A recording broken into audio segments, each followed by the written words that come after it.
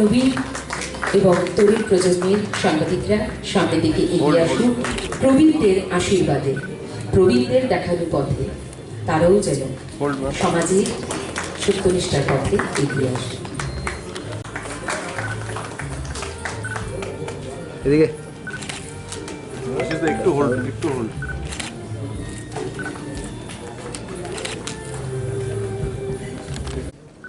আমাদের ত্রিপুরা রাজ্যের এ প্রান্ত থেকে সেই প্রান্তের প্রত্যেকটা খবর আমরা পেয়ে থাকি। আপনাদের অনেক অনেক ধন্যবাদ।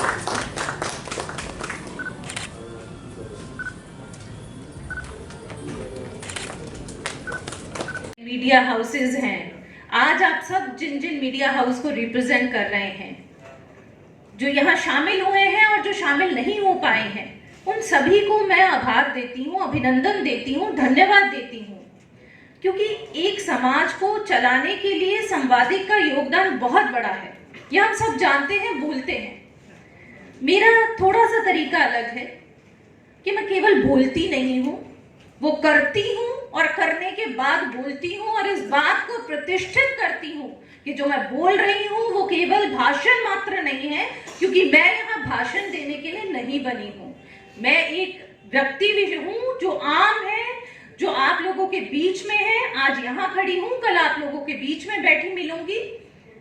मैं भी एक माँ हूँ, बहन हूँ, आप लोगों की हर उस व्यथा को समझ सकती हूँ। लेकिन कुछ चीजें मैं जरूर कहना चाहूंगी। देखिए, मैं हमेशा मानती हूँ एक संवादिक को बंधु क्यों कहा, मीडिया बंधु, संवादिक बंधु, उनके द्वारा बताई गई उनकी कहानी, जिस तरह से दिवाकर जी ने अपने जीवन को प्रस्तुत किया है, यही बात मैं आप सबके सामने रखना चाहती थी, पूरे समाज के सामने रखना चाहती थी। क्यों रखना चाहती हूँ? क्योंकि देखिए, संवादिक बंधुता एक बहुत बड़ा रिश्ता है। सोसाइटी, समाज, कोई भी बिना एक दूसरे के सहयोग के नहीं चल सकता। मैं यही बात आप लोगों से कहना चाहती थी, कहना चाहती हूँ और कहती रहूंगी कि हर संवादिक भी एक परिवार में भाई है, पिता है, बेटा है, उसका एक जीवन है। हर व्यक्ति का एक व्यक्तिगत जीवन होता है, विचारधारा होती है और सबकी विचारधारा अलग अलग हो सकती है, लेकिन हिंद देश के निवासी सभी जन एक हैं। मेरी लाइफ में सबसे बड़ा रिलीजन ह्यूमैनिटी है और वो किसी जाति, पाति, पंथ, भेद और किसी विचारधारा से ऊपर है। मैं बहुत लंबे समय से त्रिपुरा में नहीं रही। मैंने 2 साल 2006 और 2007 में उदयपुर में अपना योगदान दिया था, कार्यरत रही मैं। उसके बाद मेरा लंबा समय दिल्ली में बीता है। जो सच्चाई है, यथार्थ है, वो यही है कि मैं फेस टू फेस सबको नहीं जानती, सबको नहीं पहचानती। इन कार्यक्रमों के माध्यम से मैं आप लोगों से मिलना चाहती हूँ, जानना चाहती हूँ, समझना चाहती हूँ। और यकीन मानिए, मैं जब गांव-गांव में जाती हूँ तो तब भी मेरा लक्ष्य यही होता है, अपने लोगों से मिलना, अपने लोगों को जानना। में छू गया, उन्होंने बोला सीएम की जाया है, लेकिन जाया होके छाया मत बन जाना। हर चीज को उस चश्मे से देखने से बाहर आए। कोई इतना बड़ा ज्ञानी नहीं होता, इतना विद्वान नहीं होता। आप लोग भी सीखते सीखते सीखे हैं। जब किसी को मौका मिलता है, वो उस मौके को कैसे इस्तेमाल करता है, इस बात को देखना चाहिए।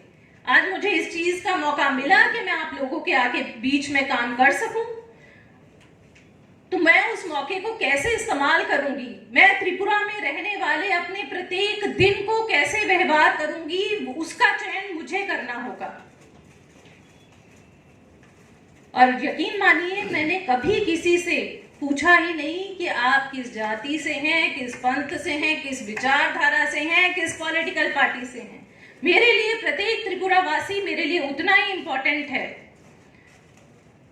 इसलिए निस्वार्थ काम करना, सेवा करना हमारा कर्तव्य है।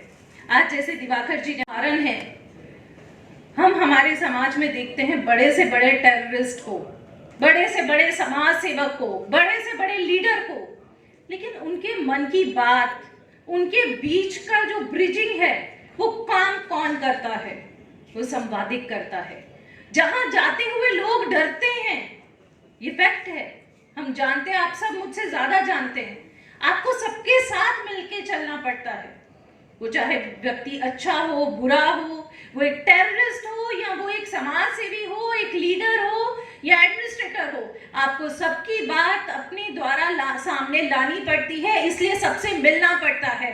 और मैं अपने जीवन में इस आधार पे किसी भी संवादिक को किसी टैगलाइन में नहीं रखती, क्योंकि ये आपका धर्म है, कर्तव्य है, कर्म है। अगर आप सबसे नहीं मिलेंगे तो आप कैसे जानेंगे कि क्या लिखना है, क्या बताना है, क्या बोलना है?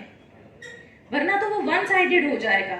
और एक सिक्के के हमेशा दो पहलू होते हैं, हर बात के पीछे दो बातें रहती हैं, वो दोनों ही पक्ष सामने आने चाहिए। होता है खासकर तब जब आप एक बुरी मेडिकल कंडीशन से बीतते हैं, और कोविड-19 ने तो हमें हिलाकर रख दिया। मैं खुद उसकी भुक्तभोगी हूँ, और मैं भी वो जैसे जाके माध्यम से आप सभी के हाउस के माध्यम से ये कहना चाहती हूँ, सिर्फ इतनी सी बात कि त्रिपुरा को डेवलपमेंट की जरूरत है। कुछ साल अपनी पॉलिटिकल विचारधारा को साइड पे रख के केवल और केवल डेवलपमेंट की बात करें। हर उस गलत चीज को सामने लाएं जो अगेंस्ट डेवलपमेंट है, वो चाहे व्यक्ति हो, चाहे कोई काम हो, उसे सामने लाएं और बताएं समाज को कि ये गलत हो रहा है। यकीन मानिए, पूरा समाज आपके साथ है और आपके साथ खड़ा रहेगा। आप सब एक लड़ाई लड़ रहे हैं, आप जनता को हमसे ज्यादा फेस करते हैं, आपके पास ज्यादा इमोशंस है, ज्यादा आप लोगों के अपने एक्सपीरियंस है। मुझे दुख होता है, मैं आप लोगों से सच बोलूं, एक आम महिला के नाते, एक आम इंसान के नाते, आज यहाँ पे हमारे बीच में प्रेस क्लब के सेक्रेटरी साहब हैं, हमारे संदीप दा हैं, दुख होता है क्यों इस स्टेट में हर चीज को पॉलिटिकल चश्मे से देखा जाता है। आज सुबह डॉक्टर दिलीप दास जी के साथ एक कार्यक्रम में गई थी मैं, बच्चों के जूडो कराटे का, तो मैंने खुद किसी डॉक्टर को नहीं बुलाया, नर्स को नहीं बुलाया, किसी को नहीं बुलाया। मैंने क्वारंटीन को प्रॉपरली क्वारंटीन किया, क्योंकि मेरे घर में भी एक वृद्ध माँ थी। मुझसे ज्यादा मुझे मेरे बच्चों की, मेरी माँ की चिंता थी, क्योंकि मैं हूँ महिला ही तो है ना, सीएम का परिवार भी एक परिवार ही तो है ना, वो इमोशंस वो तो सबके लिए एक समान है। और मैंने देखा कैसे आधे घंटे में मैं खुद धक सी रह गई जब मुझे ये पता चला कि मैं पॉजिटिव हूँ। पूरा ऐसे लगा दुनिया बदल गया, अब क्या होगा। हर रोज मुझे फीवर हुआ, 4 दिन तबीयत बहुत खराब रही, एक दिन पूरी रात मुझे ऐसा लगा कि मेरा body, half body paralytic attack में चला जाएगा और इसके बाद मैं उठ के चल भी नहीं पाऊंगी। लेकिन आने वाला 21 हम किसी को खोएंगे नहीं, और उम्मीद करेंगे कि जल्दी से जल्दी वैक्सीन आएगा और सबको मिलेगा। और मैं आज इस पटल से बोलूंगी कि दिवाकर जी ने जो हमें बहुत एक नया सोच दिया है मेडिकल अवेयरनेस का, हम जरूर इसमें आगे बढ़ेंगे, और आप सबका साथ सहयोग हमेशा चाहिए होगा। आप साथ रहें। आज यहाँ के